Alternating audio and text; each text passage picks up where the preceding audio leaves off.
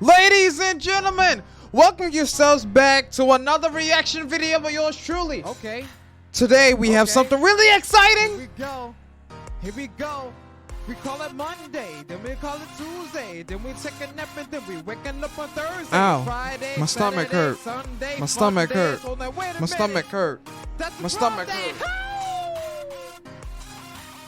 Alright guys, listen up. Today we are reacting to why gaming YouTubers are having a hard time. From our buddy Senpai Gaming, also known as Alpha Gaming. It seems like he might have changed his name a couple of times. So we are going to take this to the reaction screen and watch this video. There are two different kinds of gaming content creators. And I know that's a huge overgeneralization, but it's important. And at the end of this video, I want you to decide which one of the two you are. This video is very difficult to make, but it's about time we talked about this and had an in-depth conversation about why gaming channels just aren't growing. Also, side note, this room is so quiet. My tinnitus is deafening in here. But gaming creators are struggling on YouTube. Not like the top tier, the top echelon there. Those guys are crushing it. But you should never judge a group based on its extremes. So like while the top 0.01% of gaming content creators are just crushing it, bringing home a serious bag, the average gaming creator isn't even able to pay their bills. Like, remember that massive Twitch revenue leak that showed like every Twitch streamer's incomes, and we learned that, what was it, like only the top 0.04% of streamers are making above minimum wage? So let's have the hard conversation about why gaming channels just in general aren't growing. And even if you are one of the lucky few to get like a spike in viewership, usually that momentum doesn't last very long. And then of course, let's talk about how to fix that. All right, let's talk about gaming content, but just to make this digestible, let's cut this into 3 parts. Part 1 is called the problem. Gaming is massive. That's not the problem. The problem is gaming is massive and every content creator is doing the exact same thing. And that's exactly why on my channel we do things differently. Because I'm not going to assume where this is going. I'm going to watch the video. I know Alpha has spoken about trying to make an affordable, streak on Twitch before. Since everyone is streaming the same thing, your discoverability is extremely low, because who isn't going to be playing Call of Duty when Call of Duty drops, right? And I'm like, everyone is playing this game. Everyone wants to stream this game, and you have hundreds of channels streaming this game.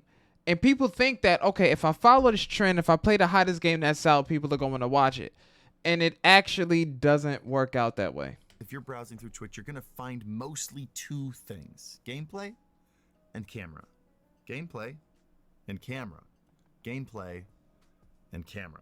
You're either a pro gamer, best in the game, or you're an unmatched charismatic personality. And that's it.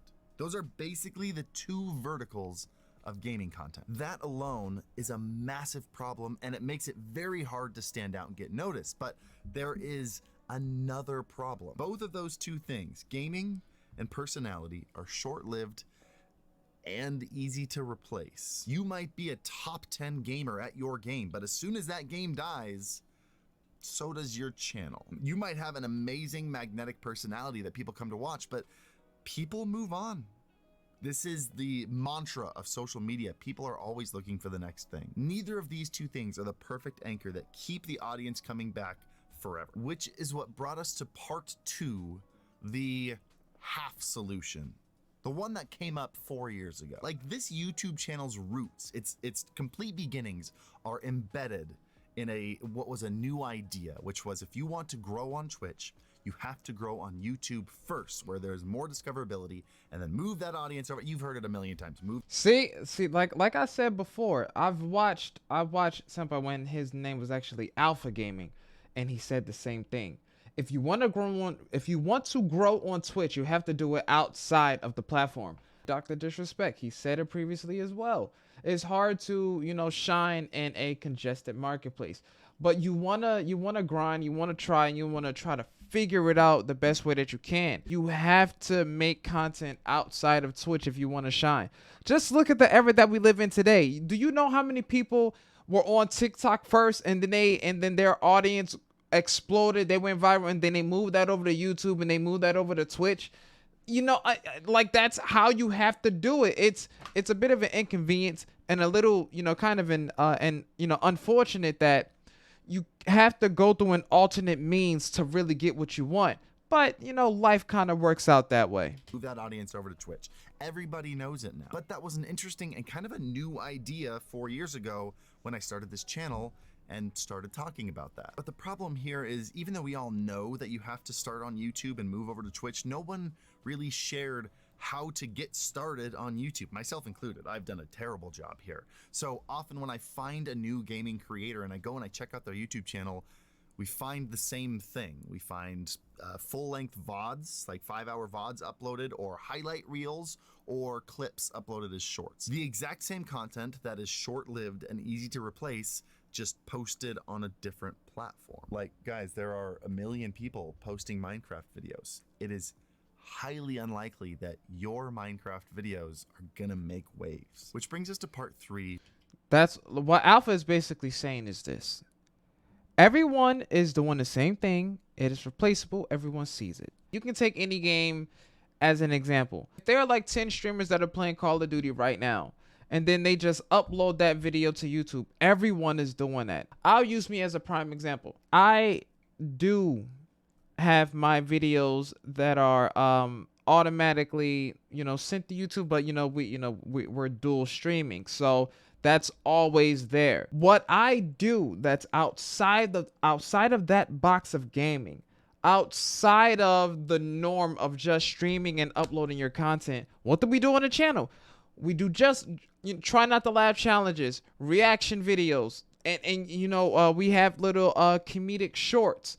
You have to step outside of just gaming, because as much as I love gaming, and as much as, you know, we've had viewers come into the channel, they were super warm towards us. Some of the people that have watched us have left, and there was a part of me that was a little sour about that, because that warm energy, you want to hold on to it. How do you maintain viewership and bring people back? You have to do something that's different outside of the gaming stuff. That's why I will always value the just chatting streams, and I will always value the reaction videos and the try not to laugh challenges, the other stuff that we do on this channel as well. The fix. Maybe the fix isn't the best word. Nothing was broken. Nothing needs to be fixed. It's just you only had the first half of the solution, which was start a YouTube channel, which is great. You started your YouTube channel. You did it. Now, the second half of that is, what do you create on there? When you look at content creators who have stood the test of time, who have survived the YouTube ringer, I'm talking about creators who are still relevant after 5 to 8 years and still have a dedicated audience that will watch every video. Why? For example, Casey Neistat, Mark Rober, and MKBHD. What is it about these channels that keep them hot, even if they don't post for long periods of time? I mean, honestly, if you know the answer before I end up saying it, do me a favor and hit the like button, because that makes you great and it's free and it helps. Is it because they're teaching? They actually provide value outside of the games that they play. They're educating people. They're teaching people. One and the same terms, basically synonyms. It's the education factor, the value that they bring to other sectors of social media, and they're consistent. Helps out this video a ton. But the thing that these 3 creators have in common is that they've all developed a very incredible and unique skill. Casey Neistat has his storytelling. Mark Rober used to be an engineer at NASA.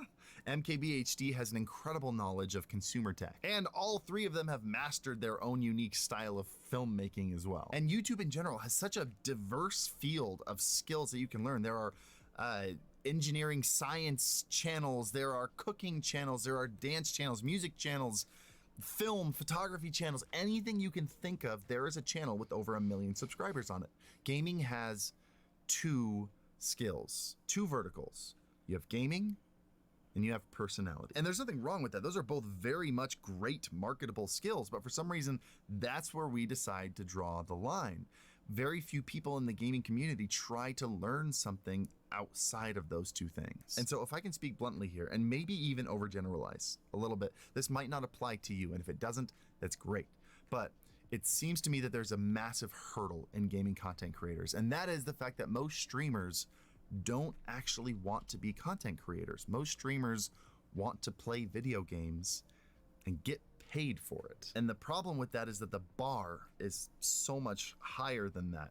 You are competing with people who do want to be full-time content creators. So the question that I started in the beginning of this video is, do you want to be a creator, or do you want to get paid to play video games? Those are the two different types of gaming content creators. If you want to be in that first group, you want to be a creator, and you've already started your YouTube channel, the next step is simple. It's hard, but it's simple. You need to develop a skill that sets you above the rest. And that can mean you either get extremely good at something, or you learn something that makes you very unique. And it's very hard, but it's unbelievably rewarding. I see exactly where he's coming from when he states that there are two different types of content creators on Twitch, or two different types of streamers. You have gaming streamers and you know, content creators. And what separates them is the fact that content creators actually want to step outside of just the gaming and do more. And then you have people that just want to play video games and they want to get paid for it. And you know, I'll keep it simple. I'll use that same framework and say that with that, it makes it, you know, difficult, because how many gamers out there can you say they already have the personality, and their gameplay is pretty decent, but outside of the gaming and that, what are they doing? Maybe not so much in the gaming spirit, because it's you have so many other people that are doing that same thing. And that's why I think that, you know, for me personally, do I want to get paid a decent amount for streaming? That would be nice. But I do other things as well than just playing the games. I record reaction videos. I mean, I react to things, and I try to take it to that next level, and I try to make sure that whatever I'm doing, I'm doing to the best of my ability. That's why I think that the just chatting streams are super important, because it creates that level of individuality. And I think that's where it starts to touch the realm of content creation outside of video games. Because just chatting, you're not playing anything. On the balance of probabilities, you're not playing any games when you're recording just chatting. Oh, he's live on Twitch, but he's talking. And to be perfectly honest, compared to the games that really do well on the channel, our just chatting streams are phenomenal. I do agree with what he's saying, because you do have content creators in the realm of Twitch and in the realm of YouTube that literally just stream video games. That's all they do. And once they turn the camera off, or if they're streaming on Twitch, they turn the stream off, upload that stream to YouTube, and that's it. I don't think that they are trying to spend time with their communities. I don't think that they're trying to learn about their community. I don't think that they're trying to do something outside of gaming that can be transformative or useful when they turn the cameras on. So I do think that that's why being a gamer, being a streamer, content creator, the lines get really blurry, because they're almost one and the same. However, the mindset is totally different for a content creator. Content creators are trying to build something in addition to their platforms. That's what I'm trying to do as well. It's, you know, it's a lot. It takes a lot of learning. And I also get what he's saying when he says you need to develop a skill that can separate you from the pack. Anyone can have personality. Anyone can be amazing at a game. But what are you doing in addition to really maximize on that potential and hold people to your channel when you have new people that come in?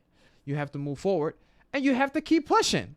I just think that it's incredibly important to define what kind of gamer you want to be, or what type of content creator you want to be, and work towards that. Don't follow trends. And I think that's also incredibly important, to really figuring out what you want to do. Maybe instead of you being streaming video games, maybe you just want to record videos. Maybe you want to do it that way. and it gives you more wiggle room. I know there are some people that turn cameras on and it's almost like they're pretending. I am extremely transparent with what I do. I'm honest and I'm genuine. I'm not faking anything for no one. I do what I do because I like it. And if I'm fortunate enough to get 10,000 followers on YouTube, to get 10,000 followers on Twitch, and just then from 10,000 to 50 and then 100, I would be extremely grateful for that. So it's a learning process. It definitely is a learning process. And huge shout out to Senpai Gaming for dropping this video.